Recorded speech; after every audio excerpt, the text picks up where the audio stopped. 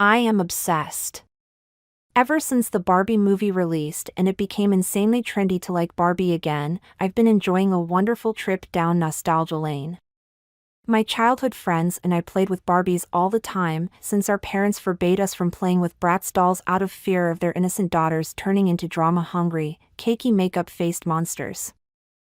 And one of my more fortunate childhood friends, let's call her Cleo, had more Barbies than all of our friends combined. She could have filled at least 25 travel-sized suitcases with Barbie bodies.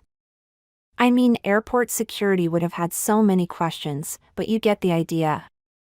Anyways, we always went to Cleo's house for playdates because she was super nice and let us borrow whatever we wanted to play with from her expansive collection of Barbies.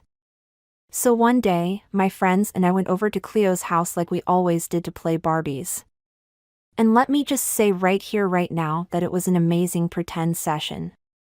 First, Ballerina Barbie became a veterinarian and helped all the animals in the Barbie world by utilizing the power of makeup to make them feel better about their ugly faces. Then she had a horseback riding wedding with Ken at the Barbie stables that was officiated by astronaut explorer Barbie. But during Barbie and Ken's honeymoon at the Pink Coffee Shop, it turned out that Ken stole Barbie's car to drive to Malibu Beach all by himself to hang out with the dudes. So obviously Barbie divorced him and moved in with her best friend, Red Sweater Barbie, where they lived a happy life of giving each other hugs and committing tax fraud. To summarize, it was really fun. That is, until Cleo's cousin came over to visit. Ugh.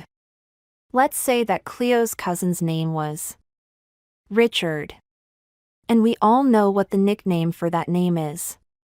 Richard was like a million years older than us and an absolute lord of the snot-faced jerks. We all hated Richard, but Richard loved to annoy us.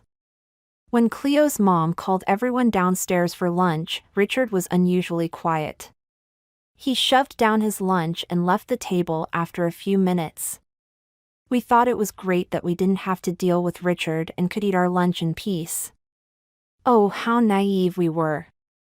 When we went back upstairs to Cleo's room after lunch, we realized that 4 of her dolls were missing. Astronaut Barbie, Ken, Red Sweater Barbie, and Ballerina Veterinarian Makeup Artist Barbie. We couldn't keep playing when the main characters of our story were missing. We looked everywhere for the dolls, and eventually realized that Richard must have taken them. So, we ran back downstairs in a panic and shouted for Richard. When we found him on the backyard patio standing next to the barbecue grill, it was already too late.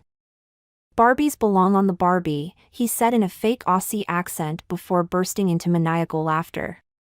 Richard lifted the lid of the grill and displayed 3 Barbies and 1 Ken laid out like slabs of steak cooking in the flames.